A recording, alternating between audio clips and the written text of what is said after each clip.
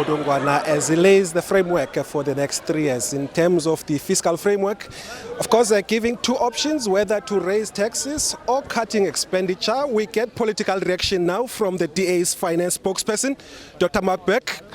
Has the finance minister struck the right chords in terms of consolidating spending as well as ensuring that our debt levels are perfectly sustainable? I don't know if it's perfectly sustainable, but there are many positive signs coming out of this midterm budget policy statement. We are seeing a consolidation of our debt, and we should be able to maintain it for the first time basically in 15 years below 78%, meaning it won't keep rising. That's important to South Africans because as we spend more on servicing our debt, we're less able to spend on things we need, such as hospitals, schools and police officers.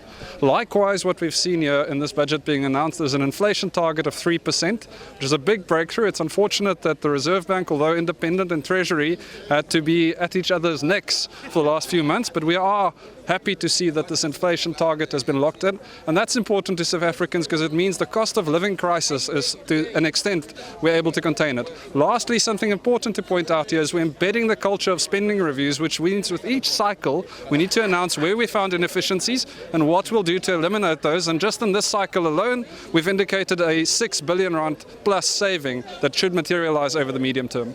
All right, thank you so much, Dr. Mark Burke, the DA's finance spokesperson. Let me turn to my left now and bring in the ACDP's chief whip, Steve Swart, the finance minister, laying down the finance framework.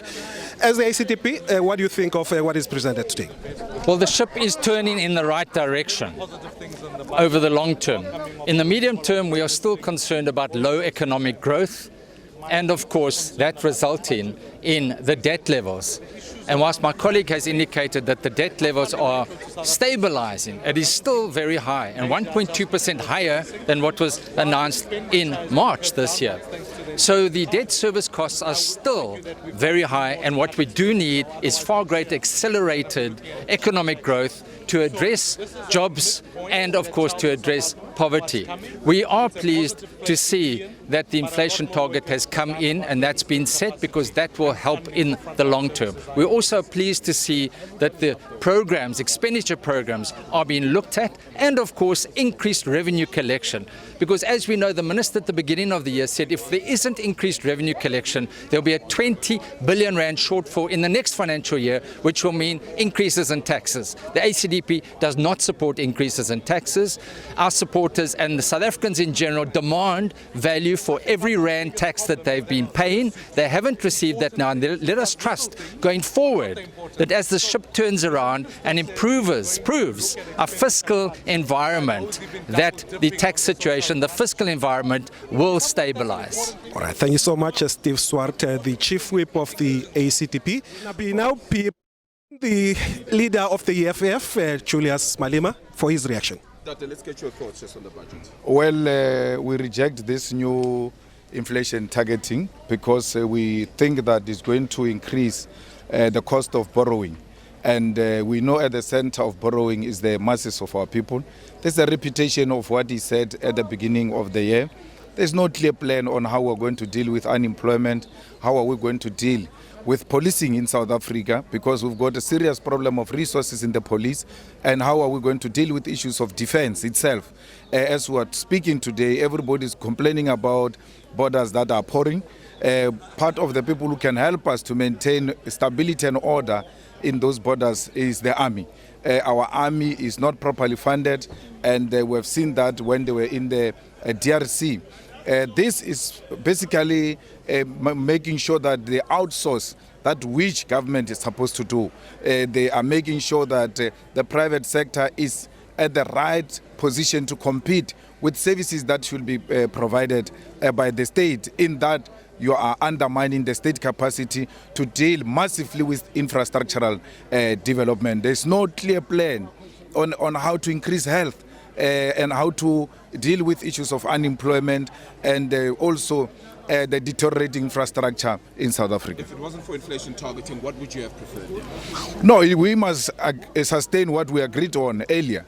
But because the governor of the Reserve Bank unilaterally just makes a decision, and we want to be dancing to the tune of the private sector and so-called foreign investment, we end up changing our inflation targeting because we want to impress the few. That's why the EFF says the Reserve Bank must be nationalized because it takes decisions that are not based in the interest of the working class in South Africa. Yeah. Giving them all these aspects, however, would say that we're getting more revenue, spending a little bit more as well at this time. Is that helpful to South Africa's economy, as you heard it from the speech? Well, more revenue means more into their pockets. You know that they steal. The more money we make, the more money we save, the more corruption goes high.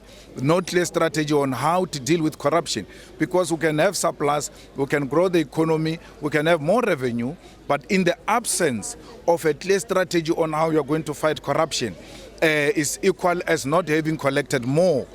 Because it means nothing. All right, we're going to cut out of that. That is the leader of the EFF, and we bring in more political parties now, as we bring in the leader of Bosa, Musi Maimane. Firstly, as Bosa, do you think the minister is taking us in the right direction in terms of ensuring that there is a fiscal discipline? It's important that when we talk about fiscal discipline, that we build state capacity. Now, in many ways, we can all stand here and say it's good that we're off the grey listing, but let's never forget that it was the ANC that brought us into grey listing. And so now it's the hard work of all the discipline that's required.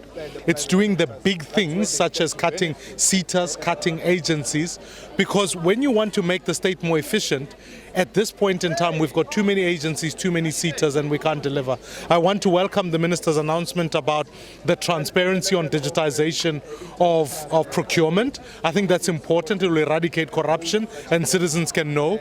It's also important that we focus on a growth agenda that invests in infrastructure. So those are positive initiatives. But ultimately, what I would like to urge is that the challenge that the minister faces is that expenditure directed towards citizens themselves, which is safety and policing. There was no limited mention of that, and I'm concerned that we behave as though we don't have a crime problem in the country, yet that's the biggest issue in our country. All right, thank you so much, Musi Maimane, the leader of Bosa. For more reaction now on the economic front, Nompu is standing by.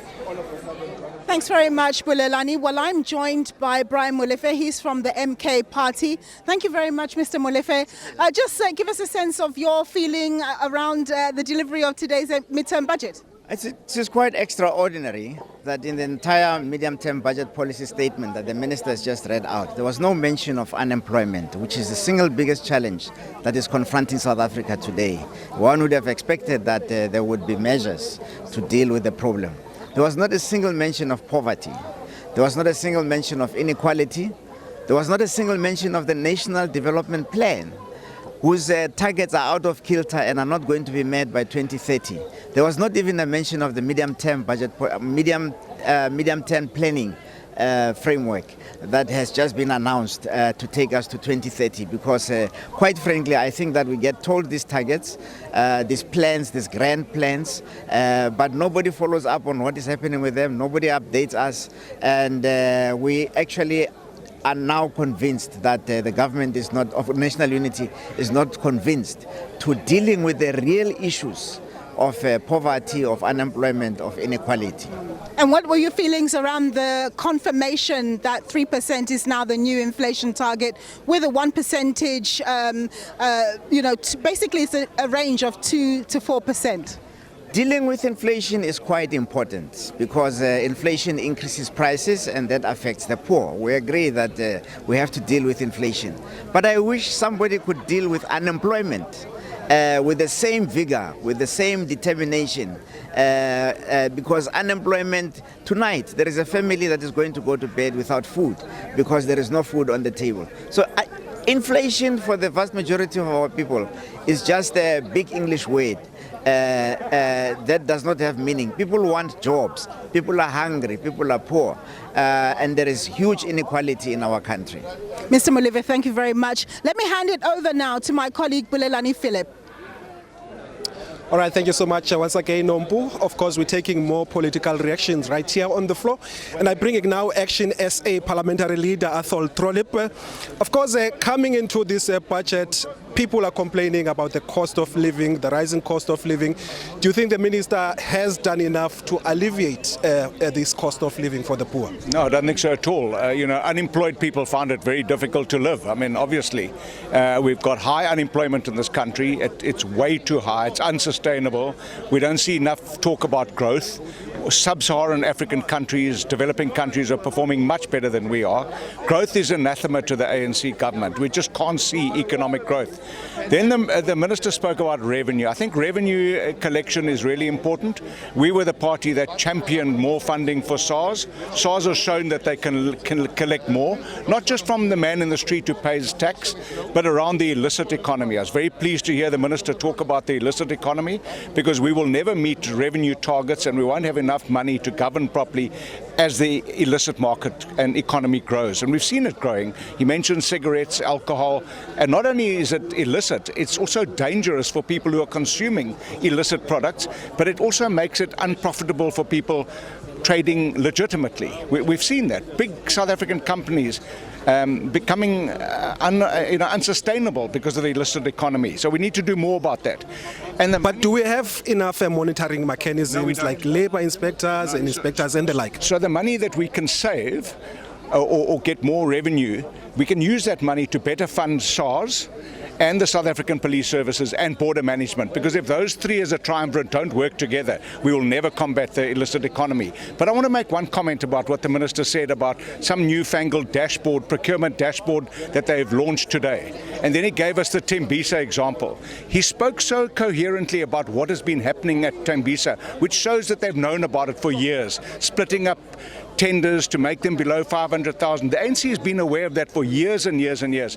But something fundamental has changed in this country. The ANC government no longer has an outright majority. So they need to pull themselves towards themselves. And these are green shoots today of showing that a government that doesn't have an unfettered majority can govern better. All right, thank you so much, Athol Trollip, the parliamentary leader of Action SA. For more reaction, we cross back to you, Nompu. Thanks very much. I'm joined by Cabayomzi Nkwankwa. He is from the UDM. Thank you very much, sir, for joining us. Your thoughts on the midterm budget today? No, the signs are clearly there that the economy is recovering. I mean, we're looking at growth projections, which we are likely to meet now, and the fact that we have some bit of revenue overruns. We are not too certain, though, whether a proper study was done when it comes to revising the inflation target. Yeah, you can argue for both sides. The impact of reducing the target, for example, on nominal growth and the revenue that the government is going to get on the one hand. On the other hand, the ability, obviously, to reignite growth and for consumption expenditure to increase and all of that. But it would have been nice if a proper study had been conducted. The other thing is, when you're looking at it, for an example, is that the geopolitical tensions when it comes to the tariffs and all of that around the world, they don't seem to have affected the economy yet, but they will affect it at some future point in time. And some provision and planning process needs to be put in place to make sure that we're able to cushion the economy insofar as that is concerned. Fiscal consolidation is welcome, although it's termed differently now. I mean, if you're looking at the primary surplus, that's fiscal consolidation. If you're looking at the expenditure rationalization which has taken place in government, that also too is fiscal consolidation. But to what end? It's great that it helps us to manage debt and to be able to realize some saving when it comes to debt service costs, but we must look at whether it does not erode important social expenditure. That's where we need to be vigilant as parties and to look at whether or not even the expenditure savings that they were talking about when it comes to social grants, why are we only targeting the poor and not targeting the rich and the corruption, white-collar corruption and white-collar crime that's taking place in the country.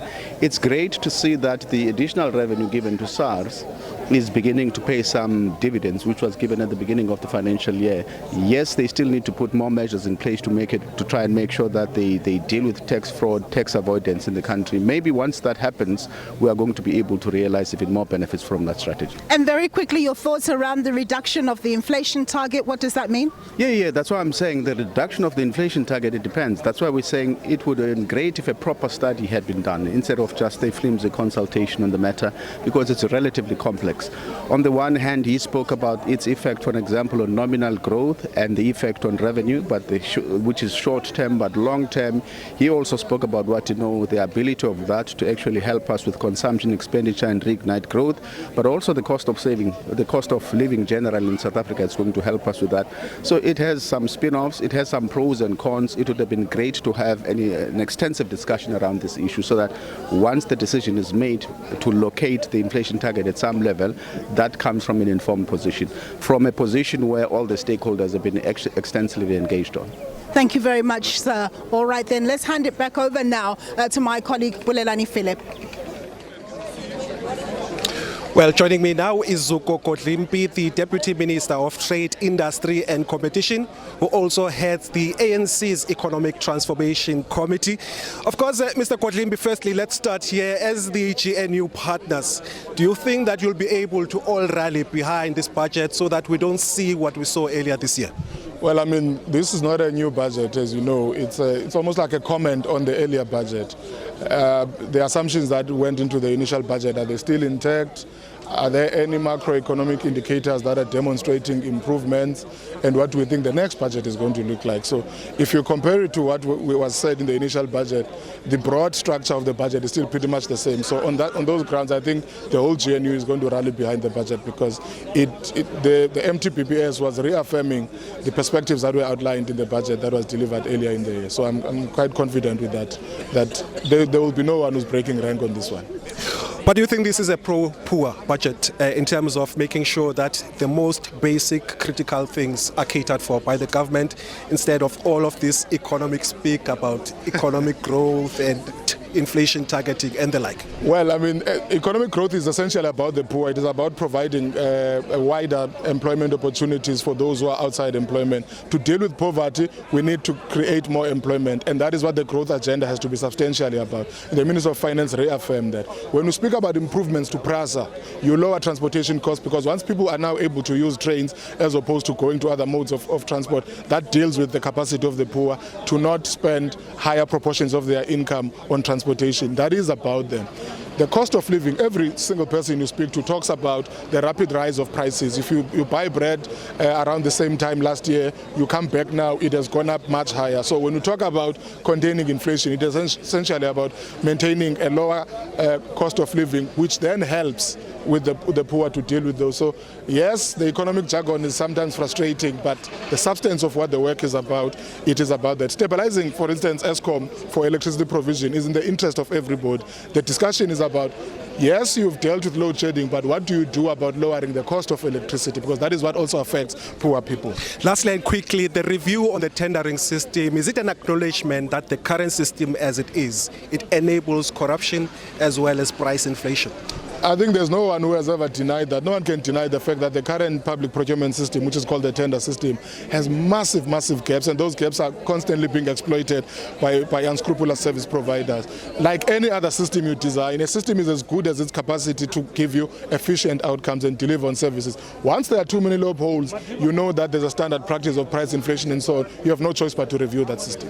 All right, thank you so much, Zuko Kodlimpi, the Deputy Minister of Trade, Industry and Competition. He also heads the ANC's Transformation Committee. For more reaction, we cross back to Nompu.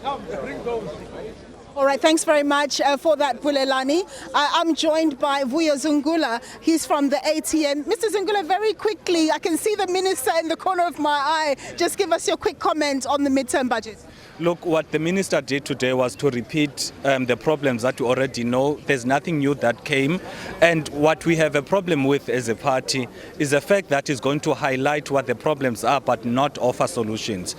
For example, the issue of illicit trade, it is something that is damaging to the economy because illicit trade affects the health of South African citizens. It also affects how SARS cannot collect proper taxes, but at the same time, he's not availing resources to SARS to capacitate SARS for them to actually fight illicit trade. So what we do not want as the ATM, it is a principle whereby they recite the already known problems. For example, at a local government level, they keep keep talking about how they are employing consultants to do the work that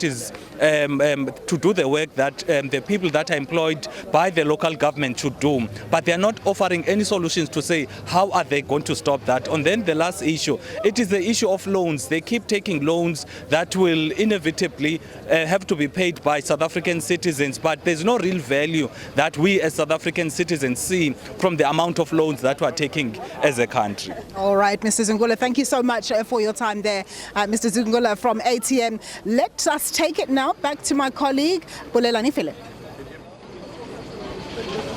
All right, for more reaction now, we are joined by Imran Musa, who is a member of parliament of the Jama-ah party, and of course is also part of the government of national unity. Firstly, the framework that has been laid here, nothing new really. Much of the adjustments were expected. As the Jama-ah party, in terms of the minister's presentation, do you think that has been able to touch the right spot? Yes, absolutely. Look, as a government of national unity, the retreat did very well in that, they found solutions moving forward.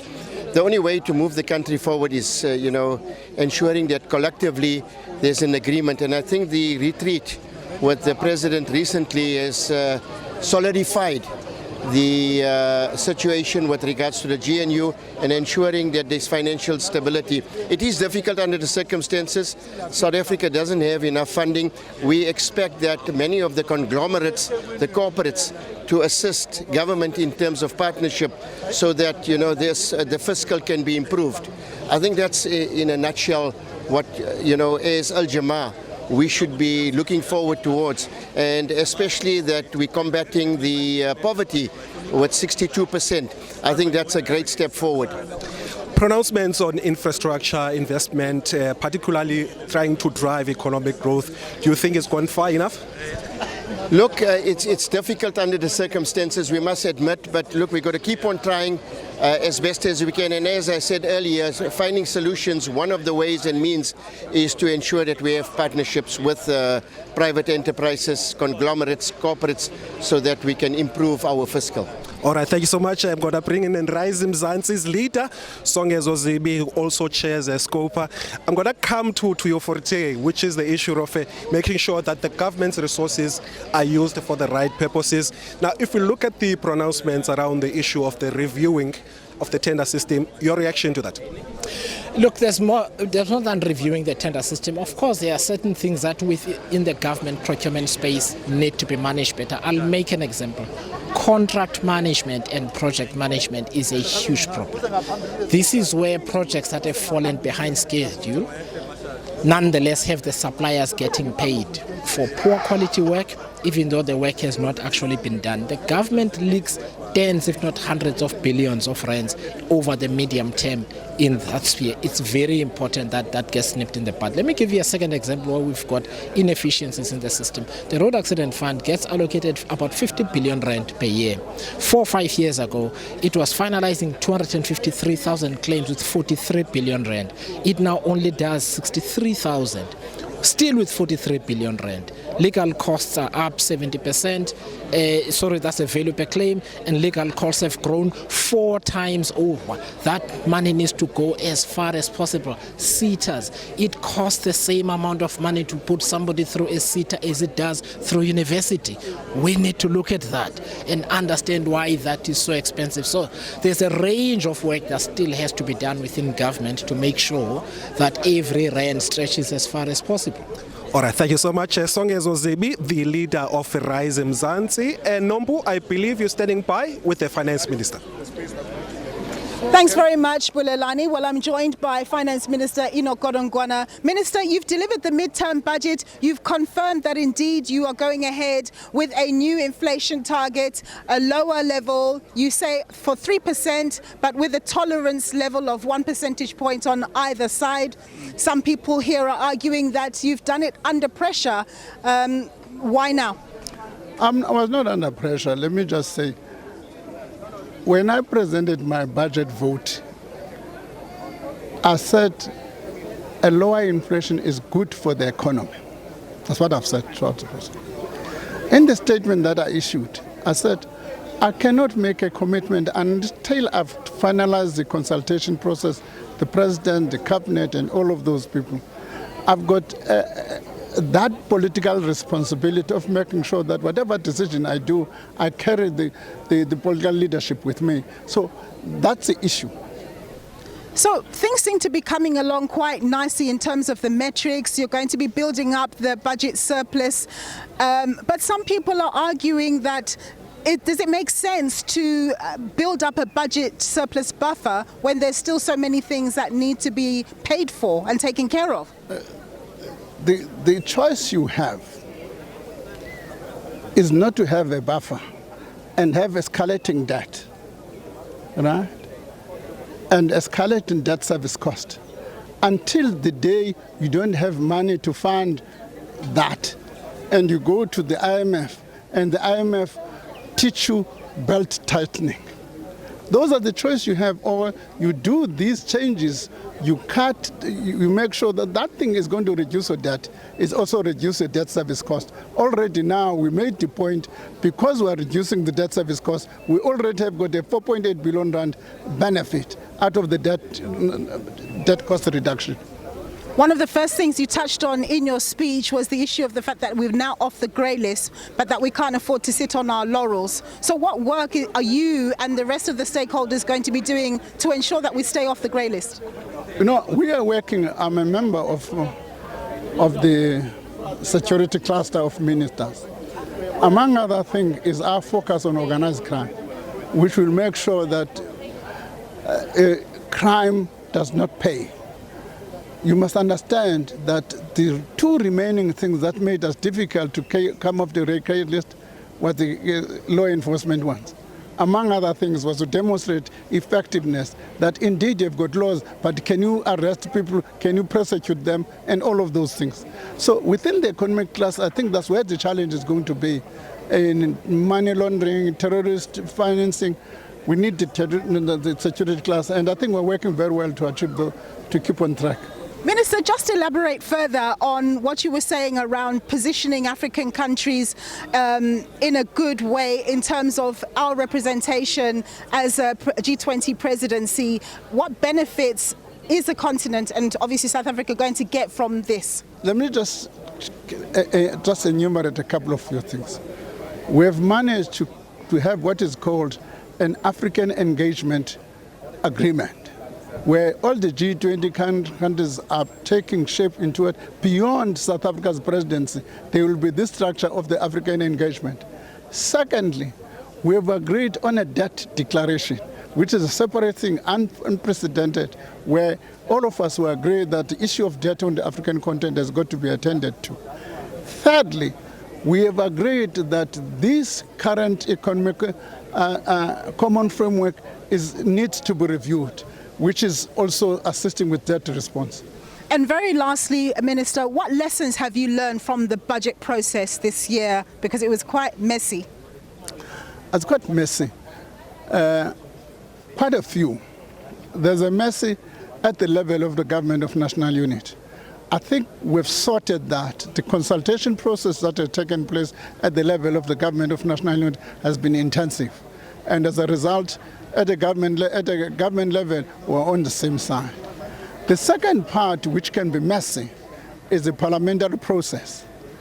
Because the parliamentary process requires a particular procedure when you amend the budget. None of the political parties, it was the first time people were trying to experiment from a lack of a dominance by one political party. We're going to experiment in amending the budget. And very few people were familiar with the legal procedures for amending the budget. I'm not sure to what extent has Parliament internalized that. Right, Minister, thank you so much for your time. Go well, sir. All right, that was the Finance Minister, Enoch Godongwana. I'm going to hand it over now to Bulelani Phillip.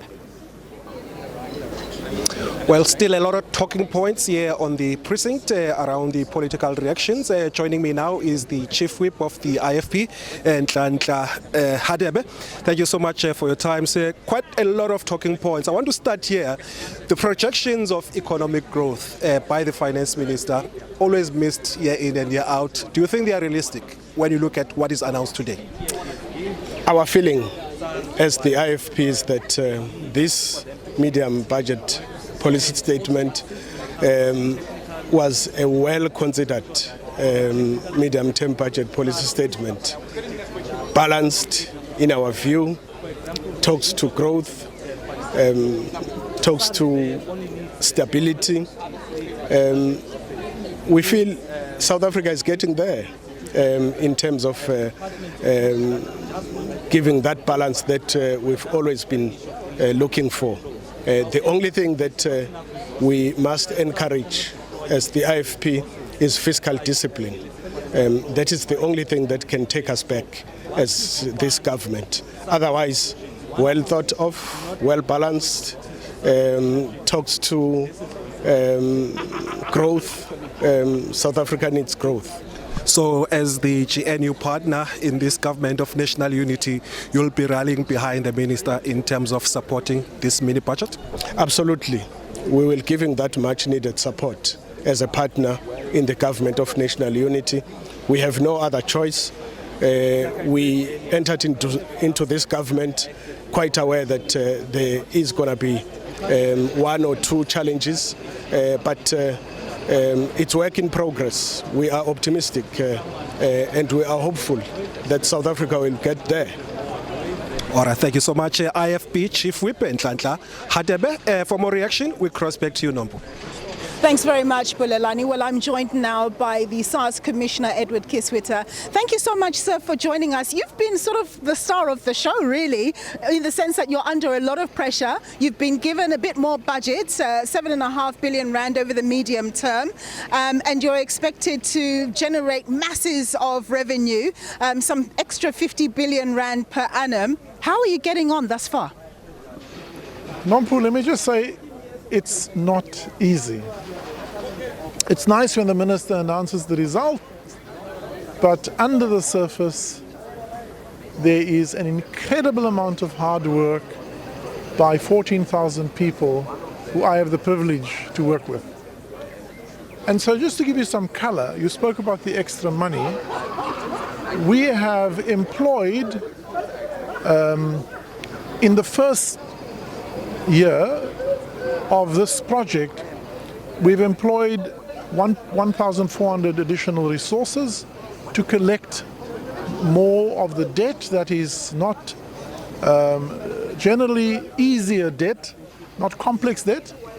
And this year we have increased that to 2,400, about another 900 odd people. But what also is happening is some of the debt that is on our balance sheet is now more complex. So it's not the simple phone call or a little nudge, a friendly letter.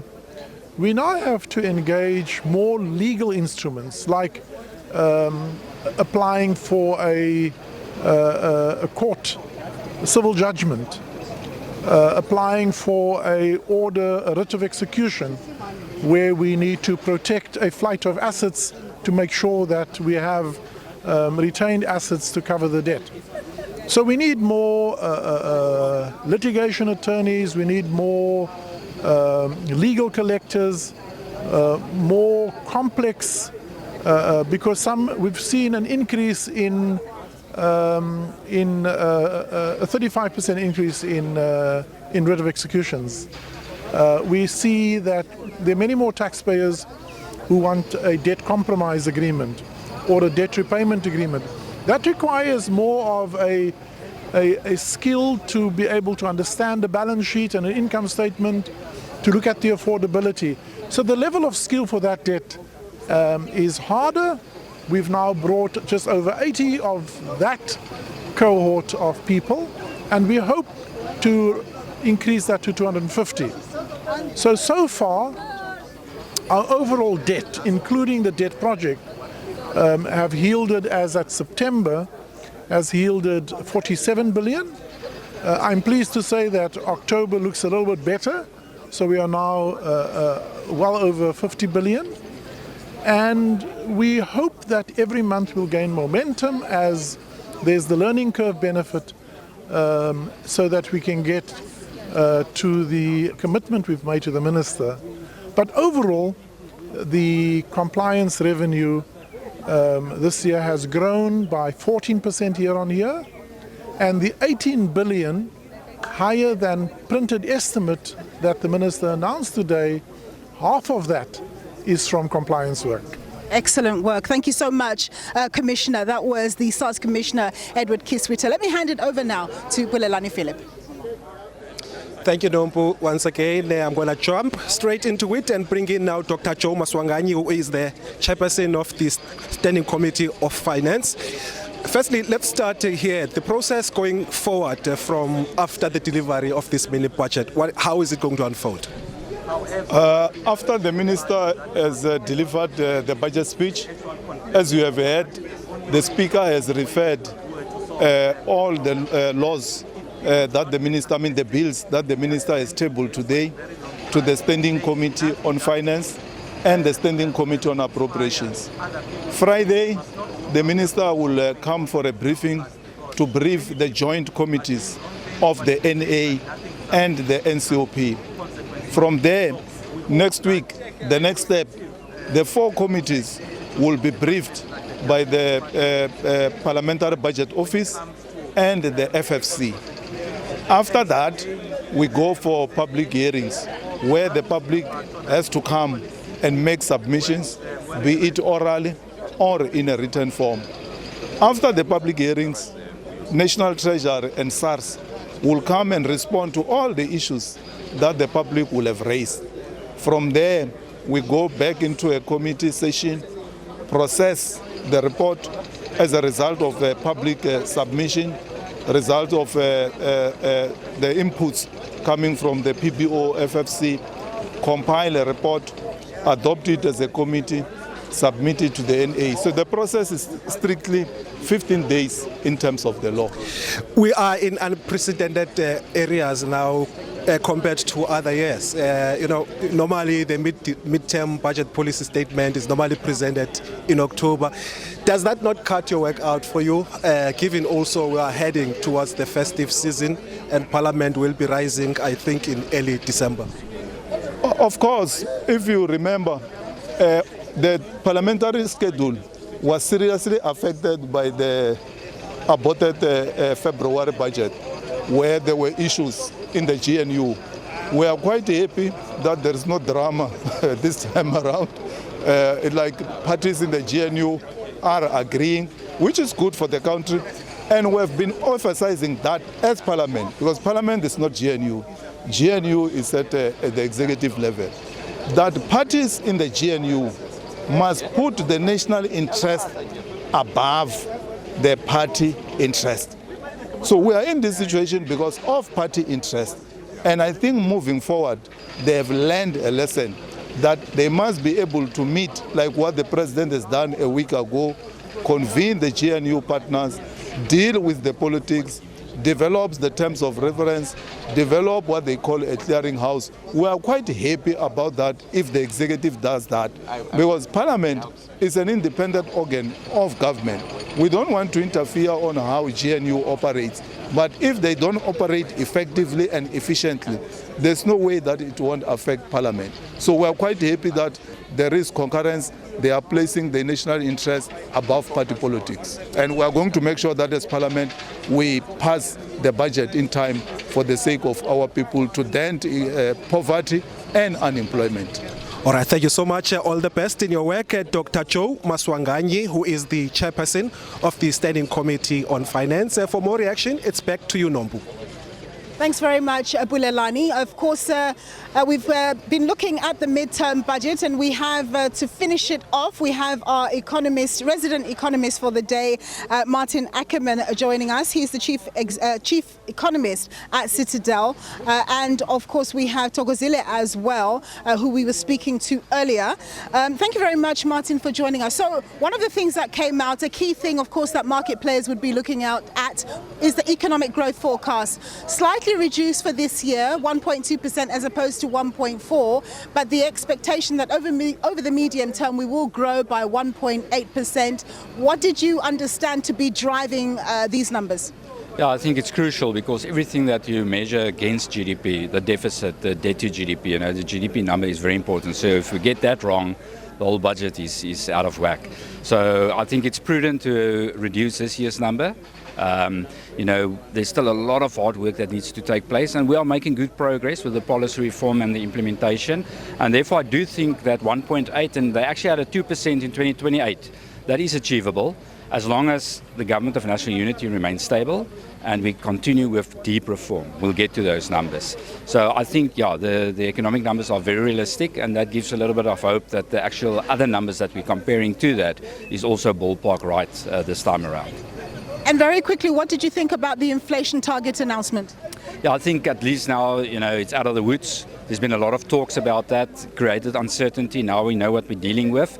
And I think, maybe not immediately, but longer term, if we lower inflation expectations, if me and you, all our inflation expectations are lower, it actually also means that trade unions are starting with lower inflation increases on salaries. So you baked in lower inflation in the economy, and then as a result of that, you've got structural lower interest rates, which will help all of us. And that is a cost of capital to get investment going into the country. So I think longer term, a step in the right direction, but still a little bit of hard work to get there, but we're moving in that direction. All right, super. Thank you very much, Martin, for that. And of course, as I mentioned, I'm joined by Thokozile Madonko. She is a researcher at the Southern Center for Inequality Studies at Wits University. Thokozile, you heard a little bit of the midterm budget speech this afternoon. What are your immediate takeaways with your hat on at looking at inequality? So I think this medium-term budget policy statement is really asking the majority of South Africans, given our levels of high inequality, to do more with less. And what does that really mean? It means that we're expecting poorer households to deliver and reproduce themselves in ways that are going to be very, very precarious, because what we're seeing is a doubling down on fiscal consolidation or austerity, even though the assumptions being made in the budget is that with this lower inflation target, then the cost of doing government or providing public services will go down. But that's a huge assumption, and it's an assumption that is based on the long term, not the short term. So even National Treasury in the medium-term budget policy statement admits that there's going to be a cost in the short term of this inflation target, and the cost is for poorer South African households. And what is very, very concerning is that this medium-term budget policy statement, neither the speech nor the accompanying document, really talks about one key figure. So we talk about gross domestic product, GDP, but we don't talk about unemployment. And our inequality levels are highly linked to the levels of high unemployment in this country and high levels of youth unemployment in this country.